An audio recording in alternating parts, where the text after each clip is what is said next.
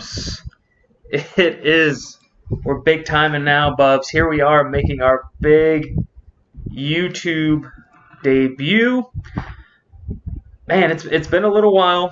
I've missed talking to you, but here we are. We're finally back, and we've got a lot of big stuff to cover this time around.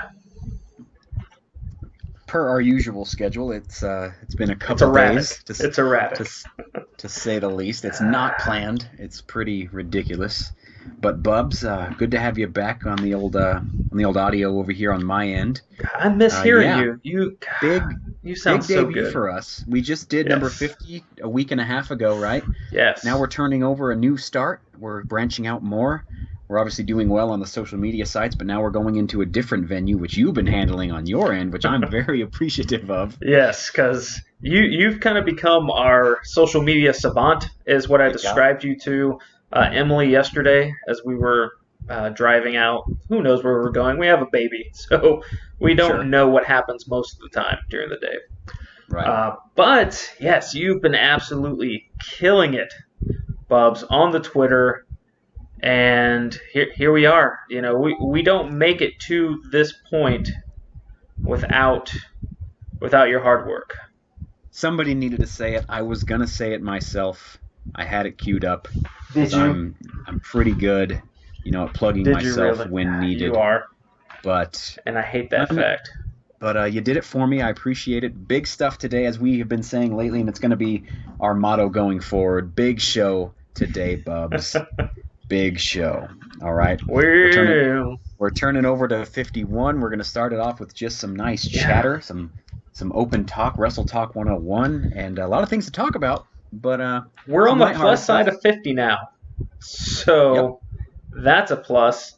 I'm just pulling up my notes right now for this episode that are conveniently labeled notes for show, so that makes things a little easier. Mine auto-saved as Roman Reigns because I didn't set a subject name to it. So that was the first thing that popped up. That's the first word I wrote was Roman Reigns. Smart. So but Bubs, the thing is, and I want to get into that, and that's kind of where I want to start this. And if you haven't heard one of these episodes before, this is our Wrestle Talk 101 episodes where we don't have a specific topic that we're going to discuss like we normally do. This is an episode where we kind of just share our thoughts on the wrestling industry, kind of talk about the big news going on. And right now it's one of those times where you just have to take a step back, Bubs. It doesn't matter what you feel about someone's character. When the real person, when a human being's life is involved, it gets real, it gets serious, and you put aside your wrestling bias, because this is one of the biggest news stories. I don't know ever. It could be. It could absolutely be. I don't remember a time where this kind of popped up. And it's such a heart-wrenching kind of thing, because you feel for Roman Joe Anawahi. His career is being put on hold. He's at the top of the business. He was the Universal Champion. This is something that he's battled before, and studies show, statistics show this. Every time after the first time, it gets harder. It doesn't get easier to fight it. So, and all of us have been affected in some way by cancer. We've all had family members. I've had my father had cancer when I was very little.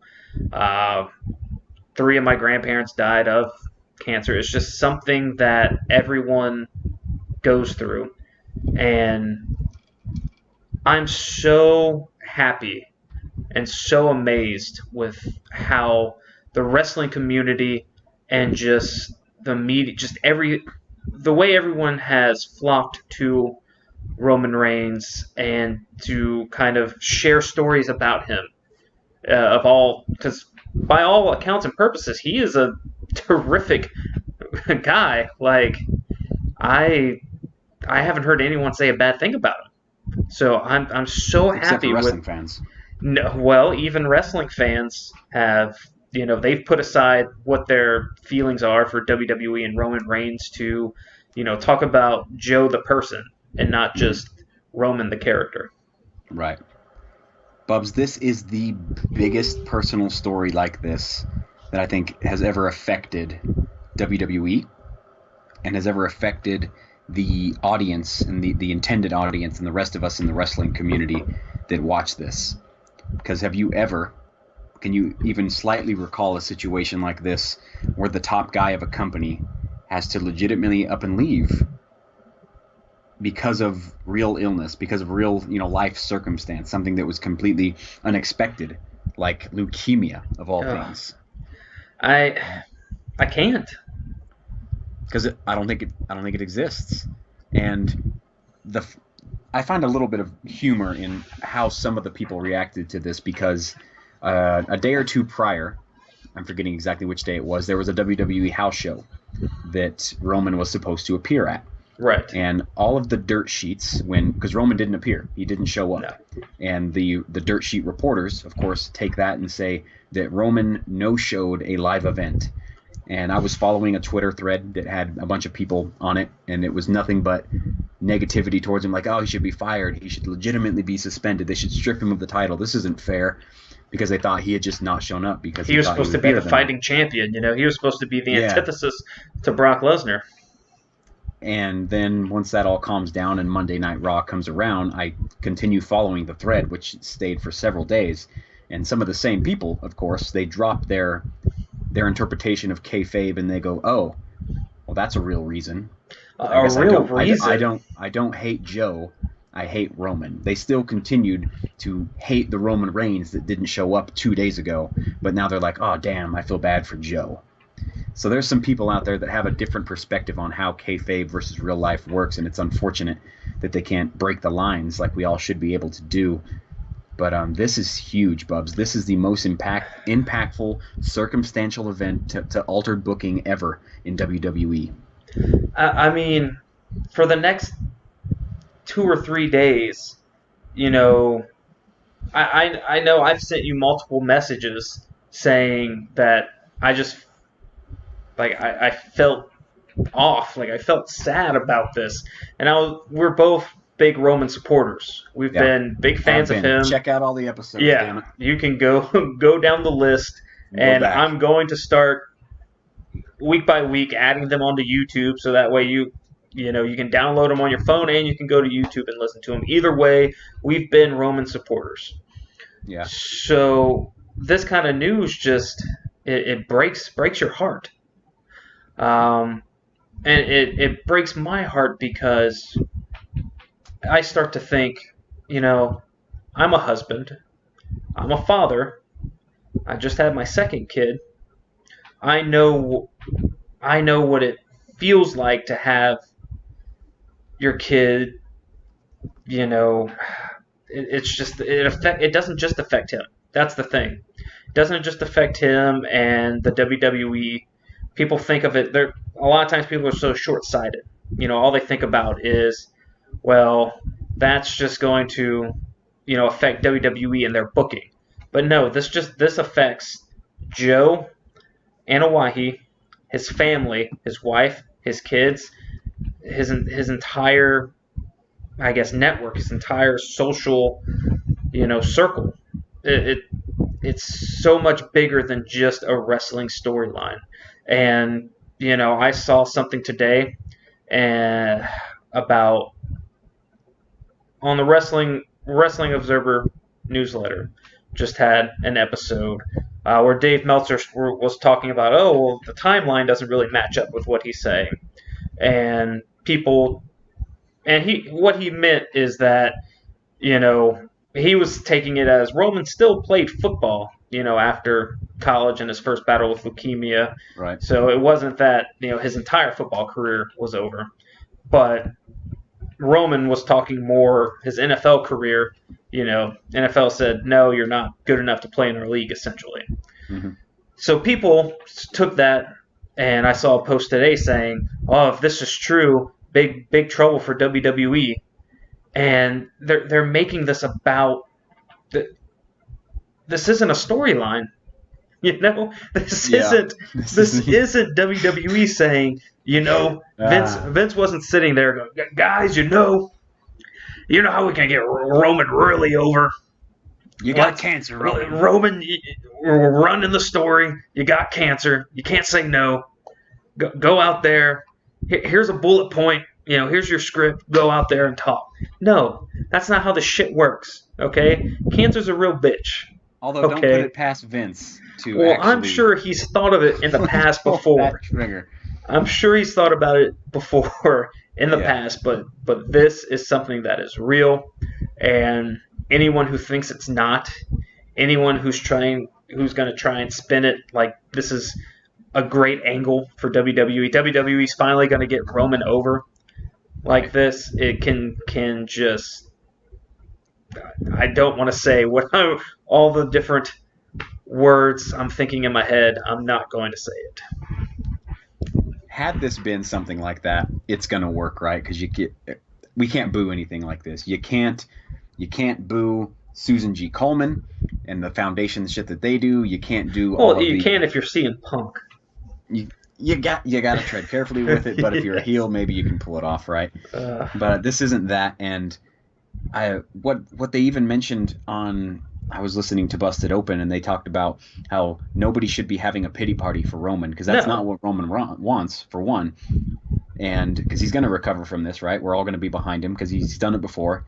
Obviously, the worst can happen. That's got to be seriously talked about. But we all fully expect him, given the health care that he's going to receive and all the support. Like, he's going to have every opportunity to come back and beat this. And if he can and return to what he is now, that's really what I'm talking about. The potential, now that we've kind of put aside the emotional side of it, once he recovers, this is going to be one of the biggest storylines. No, I'm not going to say one of the biggest storylines. It will be the biggest return of all time. Okay. Bigger than Triple H's first quads tear. Right. Bigger than when Shawn Michaels returned from his back injury. Anytime Stone Cold returned from one of his numerous injuries. Right. This is going to be the biggest return, and it's going to be because of how real this is. Sure. Keep going. I keep going back to that, how real this is. And there's nothing more real than someone's actual health being in danger. So because of that, he's going to probably get the biggest face reaction, maybe, of all time when he does return. And what I'm expecting, and I fully expect Vince to do, is to take advantage of this. I don't mean that in a negative way. Right. But once Roman is back and healthy, and he's back performing storylines, and he's ready to go, it's time to take advantage of this. Because what this gives you an opportunity to do is set him up with a heel who doesn't care about Roman's health, who doesn't care about cancer, who's all about, not again, he doesn't care about any of that stuff. And you set up a storyline that faces Roman as the ultimate face who beat the ultimate real obstacle in life against somebody who trash talks it. We'll have to develop that a little more as we get towards a potential return. But if they can do that and capitalize that and use something real, that storyline is going to be huge. The pop is going to be huge when he returns, and him hopefully overcoming that initial feud is going to be amazing, Bubs. That's what I can't wait to see. That's down the road. I wanted to talk about that, but also the immediate results of what WWE had to do because of this. Yes. Like, a lot of things happened Monday Night Raw, and we're going to get to that, Bubs. I'm not quite ready to get to that because there's a lot. I'm sorry. I know you are. But first I want to get into because that we're going to be talking about that. That's going to be a discussion that's going to drag on for a bit because there was, like you said, a lot that happened on Monday night. There was a lot to soak in. However, I want to jump into kind of some of the other things that's happening in the wrestling world just recently. I want to jump into the independent scene a little bit here. Okay, I'm down with you. It's something we like to do. Talk about, because there's more to wrestling than just the WWE. We just recently had NWA 70 Bob's the 70th anniversary. Okay. I know you partook in it. I did. Partook. You know, I'm from Louisiana, so what can you expect? Anyway, you watched. What were your thoughts on NWA 70? I don't want to put the misconception out there that I watched the entire thing. I caught the last match, which of course is really all I had an interest in, and that was Rhodes versus Aldis, Bubs. Mm-hmm. So you missed all the production issues that took place? Well, I caught up on them on the highlights. I wouldn't say that I saw them live, but there were a couple that actually happened in the match itself, and it was mostly audio stuff more than anything in that match. But yeah, they had their issues, Bubs. You went to the negative right away. Sorry, it's the cynic in me. Go on. Sure. But yeah, Bubs, NWA 70, and the reason I wanted to talk about this, and I'm glad that now this is a time we should talk about our note comparison, because we had not discussed prior to about an hour ago what we were going to discuss in general. No, again, we don't come in here with topics. We just kind of throw some shit out there.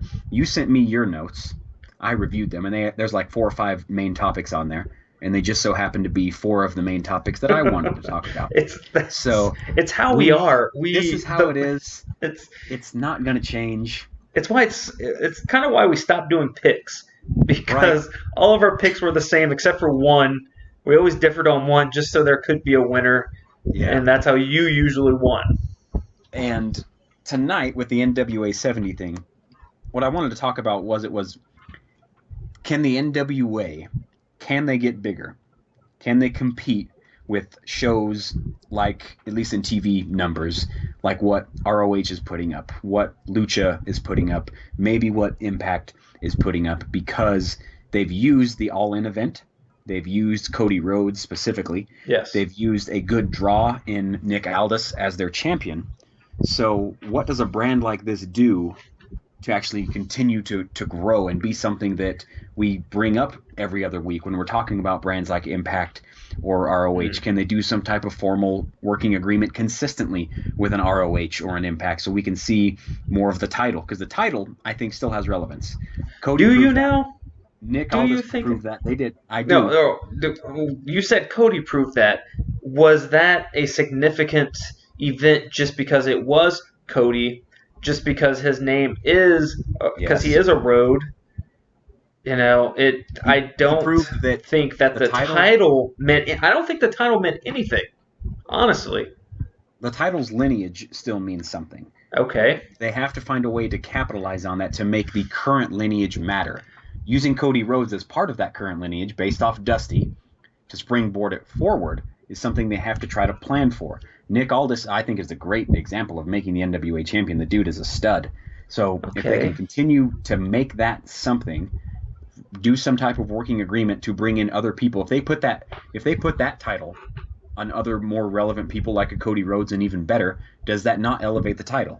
But who is a bigger or better name right now than Cody that could? So you've got Cody and Aldis. Right? Battling for the title. Like, what's next?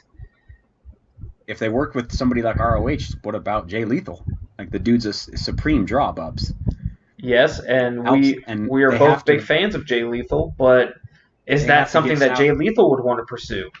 I think anybody would want to wear that title. I don't think so. Champion. I really don't think so. Like, now, maybe at one point that was the case, but now it's just an expensive piece of leather that's being carried around that has almost no relevance. Mm-hmm. And I'm sure there's going to be people that are going to kill me for that opinion, but that's what I feel is the state of the NWA and the NWA World title. And I applaud Billy Corgan for wanting to bring back the relevance of the NWA, because there was a point in time when all there was in wrestling, you were the NWA champion or nothing. You know, that title held so much prestige and so much power that whoever can it get back to that? It can't, though. No. I don't think so. Okay. So break it down for me. How do you think it can get back to that? Because I don't see a way. Okay, as I was envisioning this, as I'm writing my own notes the other day, I'm thinking of a legitimate working agreement between the NWA and ROH just as an example, right? So all the people that are contractually working under ROH could compete for the title. So Cody has done that. It gives the title more exposure because they have TV. And if ROH, which is connected to New Japan through working agreements, if they can try to tie things like that together through agreements, it's going to give the title more prestige. It's going to show up a little bit more. And I think that the title itself and the matches that are put on between two important people can then build the brand back up, because the brand is absolute trash. Yes. That needs to be made clear. There's nothing there. Corgan has a lot of work ahead of him to get that back up to where it needs to be. But the title itself, with so much lineage, so many people that would like to hold the damn thing in their hand, let alone call themselves a champion, if you can put Aldis in positions with storylines, with relevant people, it happened with Cody, you got a lot of exposure. Aldis was all over the place when he was facing Cody. Yes, because he was facing Cody and he was part of All In, which is its own separate entity. Sure. It had nothing to do with the NWA title. The NWA title was an aftermath until Cody won it. Right. And the only reason that moment was big, I see you're getting frustrated, but the only reason that moment is big is because of the reaction that Cody had for winning it and the history of Dusty and the NWA title. It had nothing to do with the NWA title as it is now. Okay. Now, as a hypothetical, I'm going to throw this out there to you. Let's say Nick Aldis defends the title against a guy like Jay White from New Japan. Jay White wins the NWA title. Do people react and care and tweet about Jay White as the NWA champion? Does that matter? It will matter to some, but I don't think in the grand scheme of things it's going to move the needle much. Okay. Now let's say he keeps that title around his waist and walks into Wrestle Kingdom 14 next year as the NWA champion, and he faces the NWA or the New Japan IWGP heavyweight champion. Let's say they continue to market it like that. Well, and then you see what I mean? Like there's a long road to go with at that point. Okay, there is a long road to go with it. At that point, he's chasing, if he's wrestling the IWGP Heavyweight Champion as the NWA Champion, that means he's going for the IWGP Heavyweight title. Like the NWA title means nothing at that point. His goal is to get the more prestigious IWGP Heavyweight title. But I agree, anyone walking into Wrestle Kingdom holding that strap, and I thought, that would have been great for Cody to do. That would have brought a ton of attention and possible prestige to that title. But someone like Nick Aldis, I guess only time will tell. I see your points. I understand it, but I don't see it your way. Yes. And they, in order to do that, they have to do some outside the box thinking, and we need to get the title exposed on major shit. Not a lot of people watched All In. I watched it. A lot of hardcore fans watched it, but that wasn't as much exposure as it needs. Impact, Ring of Honor pay-per-views, they're not going to get it the exposure it needs. So if we want to show really what it can do, it's got to be on something big. I'm talking Dominion pay-per-views and the large-scale Impact pay-per-views, if they could ever pull that off as well. Outside of that, this is really not going to happen. Okay. Great talk, Bubs. I love when the history of wrestling gets kind of brought up. It doesn't get talked about enough, but then again, sometimes it gets talked about too much. Sure. But jumping to the future of wrestling, NXT this week was a huge, massive episode, Bubs. From start to finish, it was good. Started off with the Undisputed Era fully together. They are back to a full group. Plus Roddy Strong. They've got all the guys back. Now they have an extra guy, and what an extra guy that is. That's a good guy to have on the side. Yes. So they kick off the show, Bubs, and EC3 gets involved. It's push time. I'm over it. It's gotta be right. Look, NX3, Bubs. A reason. I know. He was huge before this in his former company. Huge is subjective in that regard. Well, but we have to push the man, don't we? Yes. He's got the look. He's got the charisma.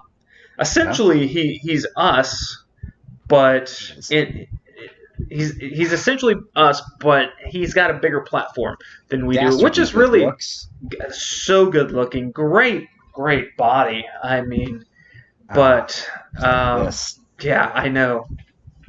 However, it's got to be time, right? Because his shelf life isn't that long. He's Nope. 35, 36, I think. Like it's time to pull the trigger now. Get him on the main roster as soon as you can. Get a lot of these guys on the main roster as soon as you can because age is a factor for some of them. Bubs, do you ever want to see? Actually, let me backtrack. Let's ask it this way: did you ever want to see Bobby Roode acting as a face, knowing how great he was as a heel? No, absolutely not. Okay. Do you ever want to see EC3 as a face, knowing how great he can be as a heel? Yes. You do? Yes. Okay. Because I think he can be a great face. Like just a cocky, arrogant face. Yeah. I don't want to see it. No? No, there's some guys I'm just I think he's much better in one category. I think he could be a much better face for sure than Bobby Roode can be. Bobby Roode has never worked as a face, even in Impact you got and TNA. Some pops, Bubs. The music. It's the music. Yeah, the glorious status. Yes. Really what drew that. One of the best entrance songs of the last decade. On my phone is like typical music that I just play. I don't know how it fell in that category. That piano starting. But anyway, EC3 is, to me, he's an A+ player. Right. And I see Caitlin back there trying to join the show. I think she's making an appearance on the show, Bubs. That's good. That's fine. Here. That's fine. Talking about speaking of top 1%, Bubs. Yeah. What a classy gal. What a classy gal. Anyway, where was I? What was I talking about? Oh, EC3 face status versus heel. Oh no, he's much better as a heel. Don't get me wrong, but I can see him working both, which is such an asset to have. But it's not utilized enough. I only bring it up because we enjoyed Bobby Roode, right, as a face because he was a decent champion at NXT. That was it. And then he's come up to the main roster now, and this face run of his has it's ran out because the character doesn't support it. The music does, the entrance does, but outside of that, it's easier to turn all of that into an arrogancy for heel stuff than it is to just try to make it as, oh, I'm just glorious and really good. You guys should love me. The stuff runs out so quick, and I don't want the same thing to happen if they ever try something similar with the top 1% type of angle with an EC3. But whatever they do, I want him to get towards the top of that NXT card quicker now than I did before, because I've been pretty lukewarm on the guy. I've been hit and miss, because that's just always how I've been about him. But now, is it not time? It has to be. I mean, it does. Because Ciampa looks good up top. I'll tell you Ciampa's. I want Ciampa to hold on to it because the way that he holds the title, the way that he covets it, it brings more light and shine to the title. The fact that he talks to it, and like the belt's got a life of its own now, is kind of good. But I'm thinking of Al Snow and Head. What does everybody want? It's kind of true, but Al Snow was he was what he was. No comparison. No comparison. Not at all. I'm sorry I brought it up. That's just instantly what I thought in my head. It's true though. But the cards are looking really good. We got just announced the other day, which I may attend. This is the first time I'm telling you. Is the Royal Rumble is in Phoenix in January. As is NXT TakeOver Phoenix. So. But how are we going to watch it together? I know it might be shitty if I just attend and just live tweet and live stream the shit the whole time. I'll be so mad at you. I know, but I may go because that's fine. I've seen these guys live. They're pretty good. Yeah, and right now the top of that card, the Dreams floating around at the top. We got Gargano and Black floating around at the top, and we need to talk about Johnny Gargano. God, we haven't even gotten to that yet, Bubs. Bubs, let me tell you this real quick. I'm going to say this. You can react how you want. It was the second best heel turn of the week. Is he all the way heel? Real quick. That's my question. Okay. Is he already there? So, and No.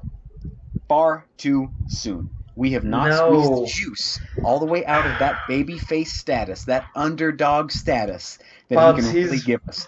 We have not done enough with that whatsoever. There's more to come. Unfortunately, they didn't take advantage of it, and I think it's too soon. We did not need it. So, I agree that there was more that could have been done with this babyface run. As in winning the NXT title. Absolutely. And then maybe turning Vin. But this has kind of been, they've kind of been building to this with his entire Ciampa feud. Yeah. You know, towards the end, I said it, Percy said it, and God, you know, if Percy says anything that, man, Percy. But it was like, oh, this isn't the same Gargano. Like not the same Gargano. It's not the same. Something's different. And I was watching it in your house, and we commented on it. It makes so much sense that he would be the one, and I don't know if this is a full-on heel turn, but it makes sense that he would be the one that attacked Aleister Black. Because he didn't want another person in that ring with him and Ciampa. He wanted Ciampa all to himself. But did you hear the crowd reaction, Bubs? They booed him out the building. I don't know why. In today's era, it's amazing that somebody who's been supremely over as the ultimate face of NXT, he has been. It's crazy that something like this would make them go, oh, boo, yeah, instead of all about, yeah, Johnny Wrestling, yeah, like they've treated Becky in her heel turn, which is a heel turn. Well, because there's a huge difference between the NXT audience, the NXT hardcore audience, and the WWE audience, and the marks that show up at those crowds. In NXT, those crowds, they appreciate and understand the wrestling business and know this guy's a heel, we have to boo him, and this guy's a face, we must cheer him. Now, there are some outliers. They love them some Undisputed Era, which I completely understand because the Undisputed Era is awesome. Right, but boo. Yeah, boo, but they thanked Bobby Fish for hitting EC3 with a chair in the knee. I don't get it. There were chants of thank you, Bobby. So there is, absolutely. So there is some of that. There is some of the markiness in the NXT crowd, but for the most part, they are old school wrestling kind of crowds where face comes out, they cheer the face, heel comes out, they boo the heel. But then overload the entire arena with "This is awesome" chants. So you're kind of contradicting yourself when you're saying I said they have some marky tendencies. Okay, well sometimes the entire crowd marks for a minute. All right. Well, it happens, Bubs. You're just going to have to get over that. That's the state of wrestling. I'm cool with that. Are you? Because you're making a big point. Well, I'm just putting holes in your story that you're trying to throw out there. What I'm saying, though, is that NXT, they haven't had a bad moment in a long time. When did they? They're not doing anything that hits anybody wrong. They're not getting negative commentary all over the Twitters. Except for Percy. Because they're putting the right people in the right places, and if at first it doesn't make sense, you're like, yeah. Okay, sorry. If at first it doesn't make sense, you're like, okay, well, I guess I'll give it a week, and then a week comes, and it's like, well, shit, now I love it. So everything that they're doing makes sense. The right people are writing the right stuff, which makes everybody love the brand itself, and that's sometimes the only people tune into a WWE product is the NXT product. So I'm loving it. Going back to that point, they're hitting all the right notes. We thought for sure that once, the 4 horsewomen got called up to the main roster, Asuka got called up to the main roster, that, okay, this women's... And Ember Moon, it was like, this women's division, it's done. It's done from here. I said the same thing. I'm like, you did. Next? Shayna Baszler is hitting on all the right notes. She wasn't before. She wasn't before, but now she is. Nikki Cross. Can we talk about Nikki Cross? Annoying, for sure. Yes. I'm not a fan. Boo, right? Boo. Even Emily was watching with me the other night, and she was like, who is that? Is she supposed to be crazy like that? I was like, yeah, that's kind of her thing. She was like, this is kind of annoying. I don't want to watch anymore. Like, she actually tuned out because of Nikki Cross. Okay, well, she's not connecting with old Nikki Cross there. I don't think Emily's the type that would watch a Nikki Cross type segment. No, she's more of a niche Bailey type of kind thing. of. Yeah. The little hugger section. Yes. But great point. But I mean, we've got who else is in there? Got the Pirate Princess in there. We got the Pirate Princess doing things. Belair's She's doing the champ. things. Belair's going to be huge, Bubs. We got great stuff on the horizon there. I'm all about that. Yes. And then Bubs, the internet more so has been exploding over the Mae Young Classic, but there is some great stuff that is coming out of that Mae Young Classic, and the potential of individual wrestlers coming out of that, the women's wrestlers coming from there to hopefully join NXT is going to be huge over the next year. So, I was one of those people that a year ago I'm like, wow, what is going to go on with this division? It's going to hurt. Bad decision to bring up Asuka. Bad decision to bring up Ember Moon because it lulled for a couple months. And then we're like, all right, well, Shayna Baszler, she's not hitting it for us. Yeah, we were not fans of that run with the title. But when she's chasing the title. Yes, chasing is a much better position for her. Yes. And you put the princess up there with some elbow drop stuff. It's going to look pretty good. Yes. So right now it's on the right. It's hitting the right cylinders. I want more Nikki Cross at the top of that, but I'll get it when I get it. Okay. I'll kind of lump that in with your Bray Wyatt love fetish. How it's just you might want it, but it's not. Bray is about to come back and have a huge. Is he though? I'm so excited. Is he gonna be going along with Rusev Year? Episode 51 with Rusev Year. Episode 51, mark it right now. When Bray comes back, big things on the horizon. Possible Wyatt family return. Oh, because Bubs, it be a stupid mark. The next WWE champion, I think the writing's on the wall. It's going to be Daniel Bryan. So when do you think that? Let's have that conversation real quick because we can roll into Crown Jewel with this conversation. Okay. Is he beating AJ Styles at the Jewel of Crowns? I don't even know if he's going to be at Crown Jewel, Bubs. Both him and John Cena have. I know. I do think they'll show up, though. We've heard reports. Both of them will show up? Yeah. There's a lot of money on the line. There's a lot of riding on the line. And I think if they tell Daniel Bryan you're winning the title at Crown Jewel, I think he'll show up. Right. But I don't think they have that moment there because they want to have. I think when he wins the title again, Brie will be there to share in that moment with him. So I don't think it happens at Crown Jewel. I think it's some kind of funky finish. There's no decisive winner, and the feud continues. I'm thinking maybe Survivor Series. They pull the trigger on that, and he holds it until possibly Mania. Okay. That way, if he's the champion at the Royal Rumble, they don't run the risk of having the Rumble get completely hijacked by the fans for Daniel Bryan not winning. Which could happen again. It really could, but you kind of offset that by having him be the champion, hold the title, or have him wrestle for the title at the Royal Rumble. Either way, I see him being involved somehow with the title at the Royal Rumble to kind of keep the fans at bay. And discussing as we talk about the Crown Jewel, I don't think with as much negative publicity, I don't think nearly as many people are going to be tuning in to watch it live or watching it at a later date. So to have something so significant as an AJ Styles getting pinned to lose his WWE Championship, a one-off pay-per-view like this, is nothing more than a hyped-up version of what Great Balls of Fire was last year. It's a glorified house show. Yeah.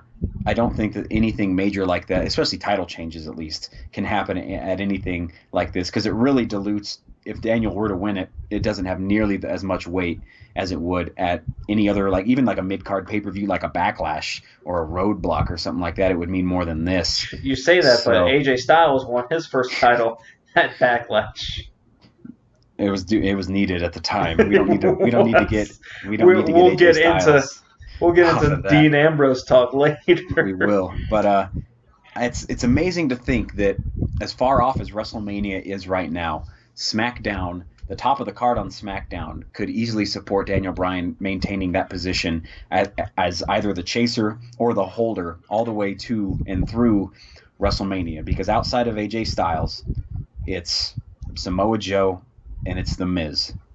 that's really the top of the card, the top of that card, that Yes. are even closely competitive to anything right now. And we don't know what they're going to do with Joe yet. He lost the feud to Styles. Miz said he called next, so Miz is going to be involved in something.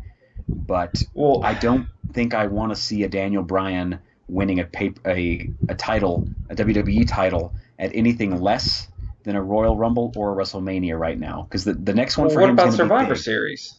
No, I don't. No? Survivor Series, although it's a big four, has become so much us versus them, blue versus red. You're right. Face versus heel, traditional 6-man, 3-on-3s type of crap, that whatever main event is going to be just another main event in the way of all of that. So I don't think, unless we get something different, because they haven't hyped up Survivor Series one goddamn bit, Bubs. It's 3.5 weeks away from now, and not one plug. Bubs, you want to talk about not hyping up anything? Did you know that there's a pay-per-view, a highly significant pay-per-view, happening this weekend? Did you know that? Is it significant though? I thought so. I thought it was going to be. I thought it was going to be significant. We'll get into that. But that can be next. Okay. But my point is, the next one for Daniel Bryan, especially a major championship, is absolutely huge. Okay, it means so much. You made a good point. Brie has to be there, so he's not winning it in Saudi Arabia. No. So I don't want to see it happen in anything like the Survivor Series. That hasn't been hyped whatsoever. That's pissing me off, actually. The more I keep saying it. But the Rumble. Are you okay over there, Bubs? I love that. And even if he ends up on the third from the last match, which will be the fucking WWE Championship match at a WrestleMania, and that's not going to be top card. Even if he's challenging there, I'm totally cool with that if that happens. I agree with you that there's not going to be any kind of significant title change at Crown Jewel. Maybe that's where Dean and Seth dropped the Raw Tag Team titles. They're not going to compete with them. Something's going to happen. Like either Seth is going to yes, he's going to defend it in some kind of handicap match because Dean's just not going to. But it needs. There has to be something that happens at Crown Jewel to get people interested to watch, because are you interested in HBK and Triple H versus Kane and Undertaker? I'm not. No, not even the slightest. And HBK is my number one guy of all time, but I wanted him to stay retired. I wanted to always have that in the back of my pocket, like, hey, Shawn Michaels gave us the greatest career you possibly could, left nothing out on the table, and he's just done, you know? But here we are, nostalgia taking over. Fans spent years and years chanting, one more match. And so we get this is the match we get? This is the match we get. I don't know what fans were thinking. He was going to come back and wrestle AJ Styles? No. He was going to come back and wrestle Daniel Bryan, Samoa Joe, any of these guys that we would clamor for and in his prime, Shawn Michaels to wrestle. No, that was never going to happen. It was always going to be some kind of nostalgia act. And I'm sick and tired of nostalgia taking over, and not just taking over, but stealing the spotlight from the guys that desperately need it the most. The guys that need that little extra TV time to try and get themselves. Where in the world is Chad freaking Gable? That's what I want to know.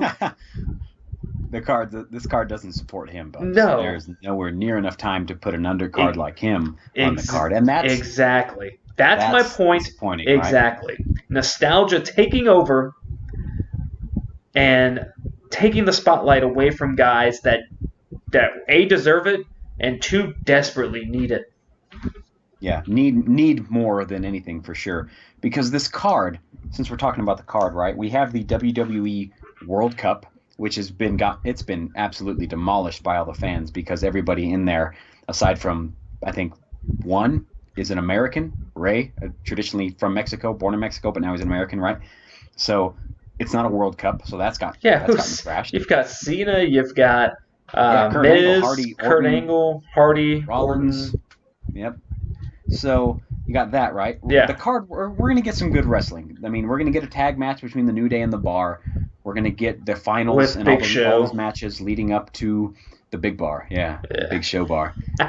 We're going to get that nostalgic match. We're going to get AJ Styles versus Bryan, which, if given time, let's be honest how great that can be. It could be, but are they going to want to put in the effort at this kind of... I know both of these guys, take great pride in their craft, but are they really going to be motivated to put on the best match that they can at a glorified house show? Especially knowing there's going to be a goofy finish coming out with The Miz probably in some form or fashion. And then we have the vacant title. So, I'm okay. A little bit of a draw there because any vacant title is kind of intriguing because there's two ways they can go, especially when one of those people is Brock Lesnar. So I'm so nervous. I'm so worried that they're going to just go with the status quo, put the belt back on Brock, have him hold it until Mania, where I don't know. Braun finally when's Braun going to get the title? We wanted Braun last year. I wanted him 2 years ago. This is a great opportunity for him, and I think that it's okay for him to win it here at something like this to carry it forward. But we don't know. This is what's intriguing, though. We don't know enough about Brock's real-life contract with WWE. We don't know how often he can work. We don't know if he's willing to work. So there's intrigue in that because we could think, well, maybe Brock is going to work often now. Or, maybe he'll just work every 3 months. So we have to accept that as a real-life possibility that Brock could hit one F5 and pin Braun in the center of the ring and walk out of Saudi with the title around his waist again. So, but then, I don't know. What happened at the Greatest Royal Rumble? Who won that? Do you remember? Well, Roman won. No, stop it. Who won the Greatest Royal Rumble match? Oh, the match? Yes. Braun. Yes. That was in Saudi Arabia, right? Sure was. So is Braun the Saudi push? Oh, it bugs. How good is that? Anyway, what I would love to see is, so either way, you're not going to have the smarky crowd there. No. I think the perfect way to combat the smarky crowd would be to have Brock Lesnar hit the F5, 1, 2, kick out, or like on Fire Pro Wrestling 2.9. And Braun gets up, hits his running power slam. 1, 2, 3. That's it. Braun is the champ. But being in Saudi Arabia, we don't know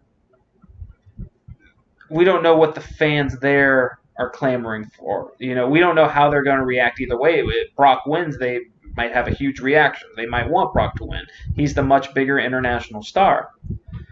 Or with Braun winning the Greatest Royal Rumble there, they may have a little bit of a soft spot for Braun. It's like, hey, he won here last time. Oh, he won again. This is... Yeah. Considering this is a house show, right? Let's look at it from a simpler basis. Like, who's the bigger pop if they win, Brock or Braun? Who pops more? Brock. You think? I think because you just mentioned the fact that there's Saudi love and he just won a couple months ago back in the Greatest Royal Rumble, that he's the bigger pop. Beating a guy like Brock, I think the crowd reacts bigger to him. I would hope so. I don't think Brock travels worldwide as much as we kind of think he does with his UFC success as he does in the States, because the UFC is hit or miss when we're talking about expansion to Europe and the Middle East. So they've done a card in Dubai and Yep. A card here, a card there. Yeah. But you're right. And I would love for them to finally pull the trigger on Braun, someone who's worked so hard over these last couple of years, adding to his game, getting better in all aspects, and it just fits him perfectly. You want a monster champ, and the stories then write themselves. He's feuding with Drew McIntyre, whatever you want to call him. He's feuding with him. And then you have Dolph Ziggler there. There's Boom. There's a few... and I'm not saying you're putting... No, don't give me that. I'm not saying you're putting Dolph Ziggler in the main event, but you have then stories there that you can weave in and out of. Ziggler could cost McIntyre, and then you have McIntyre and Ziggler feuding with each other. I want that feud first. Right. I want that little thing to happen there. and I want McIntyre to get more. To squash, right? Yeah, he should squash, right? But we need to feel a certain way about McIntyre. They've been heel, right? But all of us so desperately want to cheer the guy because of his return to WWE, how great he was in the indie scene, how great his potential is. We want him desperately to be face. So does WWE want him to be face versus a Braun who's been, although he was face about a month ago, then he made this hard turn to be heel. But now he's going back to kind of being a face now. Kinda. I need some clarity in that too, because if that's the feud I'm gonna get, which I'm totally okay with, McIntyre versus Braun, I'm cool with. But I need some clarity. I need one, hey, this is the face guy, this is the bad guy, and we need to go forward with that because the future is McIntyre. The current should be Braun. I am cool with it being Braun for the next short period, a year, whatever we're gonna get out of him. But McIntyre, Seth Rollins, Roman Reigns are still the future, long-term and consistent future of the WWE top card. So we need to figure out what that's really going to look like. But, you've kind of mentioned some of the chaos that's been going on WWE TV, especially on Raw. This guy's a face, this guy's a heel now, or this guy's a heel, he's a face now. And a lot of that's predicated on what transpired this last Monday. Yeah. And talking about faces turning heel, I'd be remiss if we did not talk about the biggest heel turn of the week and what could be. I don't want to sound insensitive when I say this, but this could have been one of the most well-timed heel turns in modern WWE history. Bubs, I'm going to ask you right now. Okay. Had WWE, and of course Vince knew that Roman was going in to give his speech, right? Yes. Was this already planned? Was this the night that Dean was supposed to turn? Or was it the perfect time for Dean to capitalize on the emotion of the fans? Because this got a lot of real-life negative reaction. There it is. I'm glad you brought that up. This is a real question. Was this planned? Or was this, hey, Roman's fucking emotional right now. The fans are all about it. Hey, we're doing fist bumps, Big dog's all right here. Boom, heel turn. It was not planned ahead of time, Bubs. And here's how I know why. Because one, in that situation where it doesn't have that much of an impact because in that match Roman wouldn't have been in that match. So what's the point in Dean turning right then and there? It would have been best for him to turn on Roman and Seth. Yes, at the same time. It's also, and we've given a lot of crap to Dean Ambrose over the last 2 years that we've done this. Probably more than anybody. More than anyone, absolutely. But the performance that he put on during that turn, during the attack on Seth, was so perfect.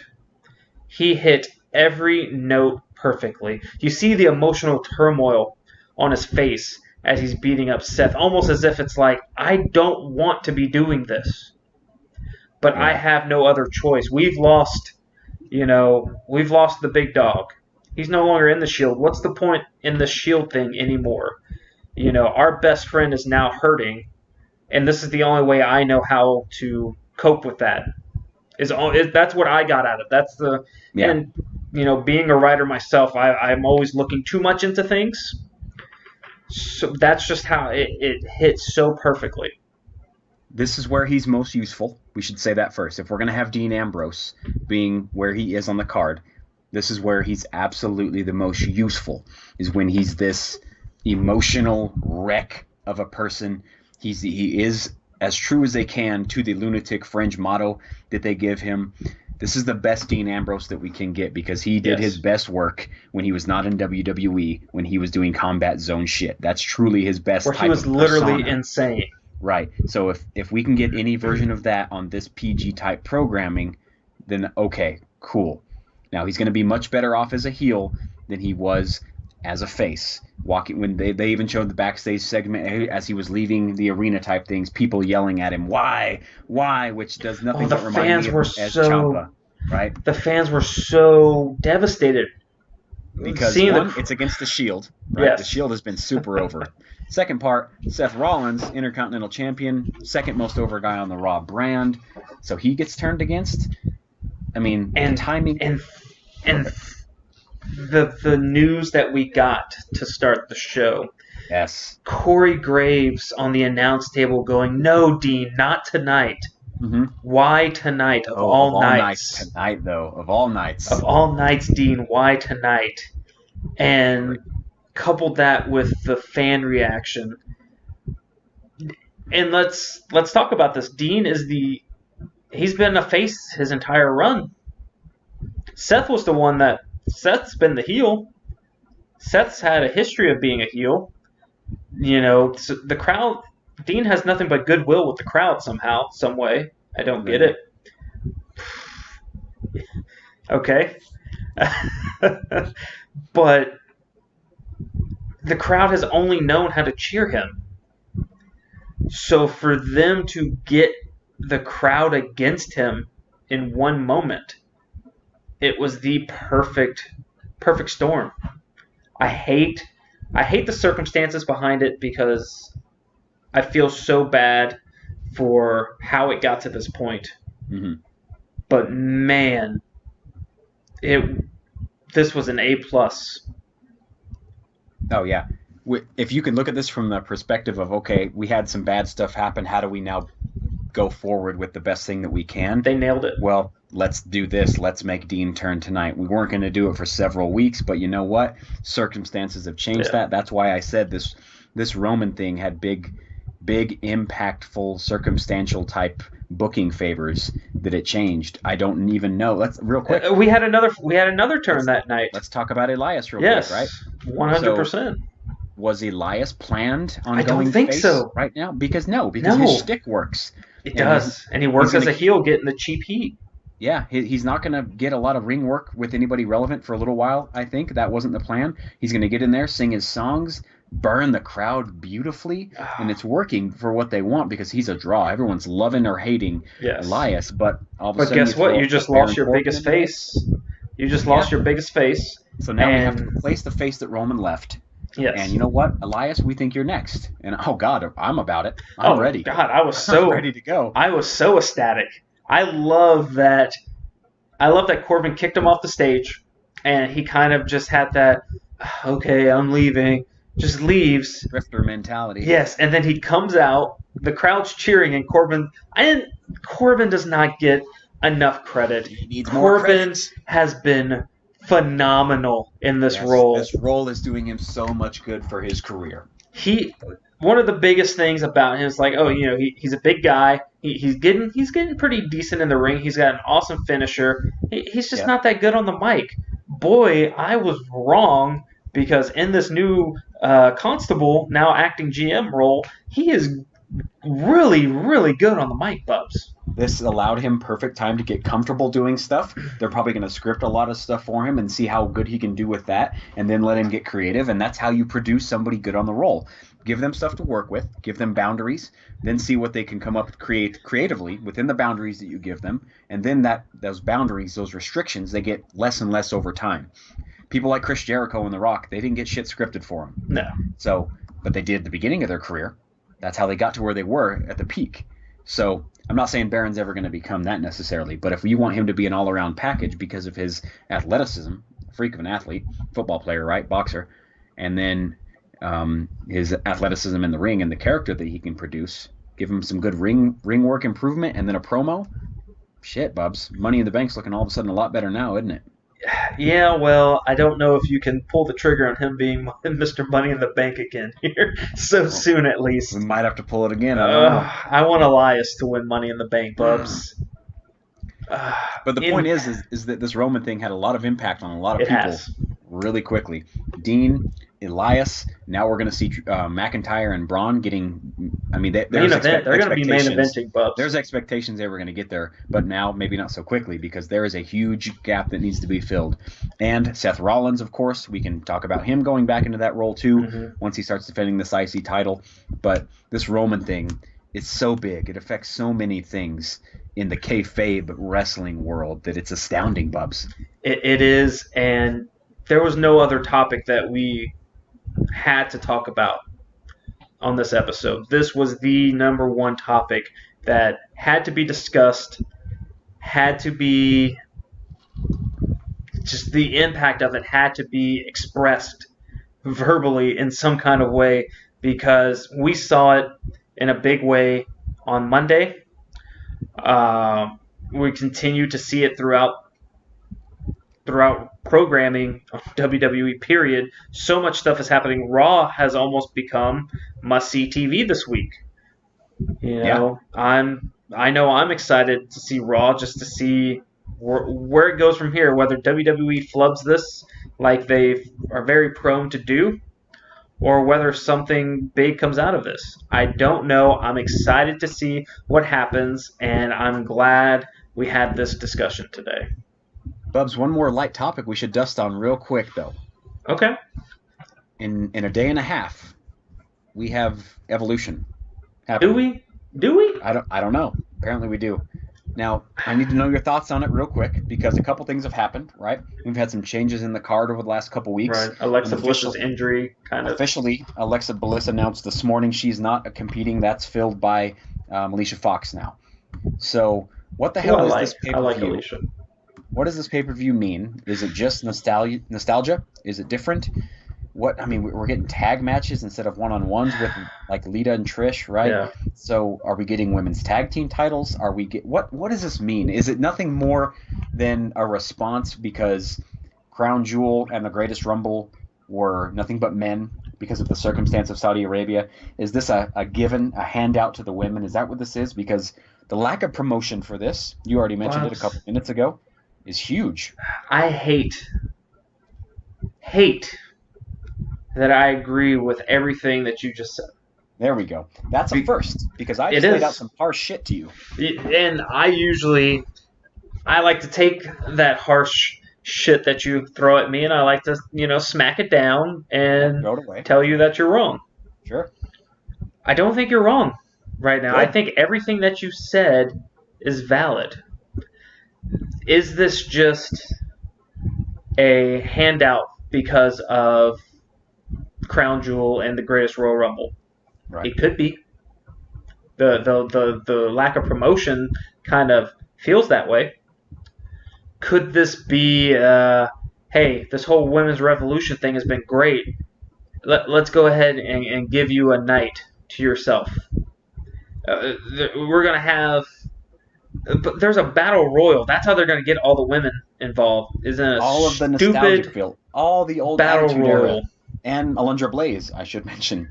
She's in this shit too. And Molly Holly. The only thing that has been properly promoted has been Charlotte and Becky Lynch. Which Great is feud, properly promoted. Which I feel this should be a main event this should be Survivor Series main event, Bubs. That's how great this feud has been. Becky Lynch has been amazing in her new role. Charlotte kind of working at... I don't know what Charlotte is she's in the gray right now, but she's good at it. She's in the gray, but she's she's doing great at it. The animosity feels real. The segments that they're having are great. The spear through the stage was a great spot. This feud is much... Oh, God. And it's not going to be the main event. It won't. It's not. It's not even going to main event this card, which is sad. Because this card is unique, right? Damn. We got some nostalgia thrown in there. We're going to have a lot of people coming back. And the women are getting showcased, which I'm cool for, right? I've been pining for this for so long, and this is what happens. We're going to get the Mae Young Classic finals match, right? We're going to get the UK Women's Championship match. Rhea Ripley is amazing, by the way. Yes. I follow her shit on Twitter. Kairi Sane, cool. Shayna Baszler, cool. I get it, right? But if this is supposed to be as big as it was announced to be, Stephanie McMahon stepped in that ring and made this sound huge, Bubs. Had every woman on the stage. This is amazing, groundbreaking type of stuff. And we're thinking, because this was a little bit after the Greatest Rumble that happened, we're like, oh, yes, because we gave you so much shit for not letting a woman on your card. And then we get this, and this is happening days before now the crown jewel, and we're getting a forced storyline between Ronda and Nikki Bella, yes. and we're getting this Rumble, which is going to be crap. We're going to get a 6-woman tag match, which is just on there to fill card space. So I don't like any of this, really. I love the feud that's happening between Becky and Charlotte, but that can take place elsewhere. We don't need this random ass women's house show equivalent shit that's going to happen in New York, I think, to be pay-per-view worthy. Do we? No, we don't. And for all the reasons, and I'm upset and frustrated by this, and it's pretty much for all the reasons you've laid out. There's so much talent here that you could have a very viable. You can have a all women's show, weekly show. You know, if they put effort into it, sure, exactly. You know, you have 205 Live. You can have. Yeah. If this is the effort they put in for a women's pay-per-view, a one-off, the I don't want, yeah. WWE's ever put on, I sure as fuck don't want to see a TV show weekly, Bubs. No way. Bubs, there's nothing more I can say. Frustration's happening. Yeah. We've hit it, right? You've won this this argument here. Bubs, this has been a great talk. A lot of good stuff has been said. A lot of good topics have been talked about. I want to say just one more time, Roman, Joe, you know, we've got you. We're behind you 100%. Hashtag Big Dog. Hashtag Thank You, Roman. You know, all the hashtags you can, you know, come up with. It's not enough to help you go through what you're going through. And we here at 6 Star Productions and the Collar and Elbow Wrestling Podcast, we wish you nothing but just the speediest of recovers. We want you back. And I do. We want you back as soon as you can, but take time to be with your family and to just fight this. Don't worry about us. It's all about you right now, Big Dog. And thank you for everything you've given us, the WWE fans. We'll be here waiting. Oh, yeah. Excited. But, yes, this has been a great discussion, Bubs. Great talk. Wrestle Talk 101 is one of our favorite kind of episodes we like to do because we could just sit here and just talk about wrestling. It's something we do all the time. We can just sit here all night talking about it. But it's time for us to step away. This was a big night for us. First night on YouTube at 6 Star Productions is where you can find the Collar and Elbow Wrestling Podcast. It's got this logo I'm pointing at right now. That shit is clean right there, huh? Collar and Elbow. Oh, God, it's so good. Man, we've been around a bit. We've been established a lot longer than that. That's when this whole podcast thing started. But anyway, thank you so much for joining us. You can find us on Twitter at CaE Wrestling. You can find me on Twitter at Kenny Oak Sports and Chris at Crispy Quick. You can find us on Facebook at Collar and Elbow Wrestling. I mean, you can find us anywhere, any social media. We're there. You can Google the shit. Yeah. Yes, and our main man Chris there is handling that business. Love it. Anyway, guys, thank you for joining us. This is a big night for us. The journey's just beginning, and we're going on this journey together with all of you. Together, all of us, we're growing the wrestling community. Wrestling is going to be huge. Wrestling will be great again. Thank you, guys, and we'll see you next time.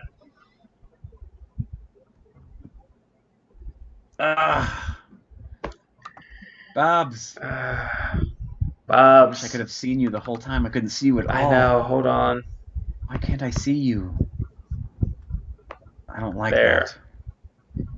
Because I told you, XSplit doesn't like... Bubs, I just wanted to see you, like, of all things. I know.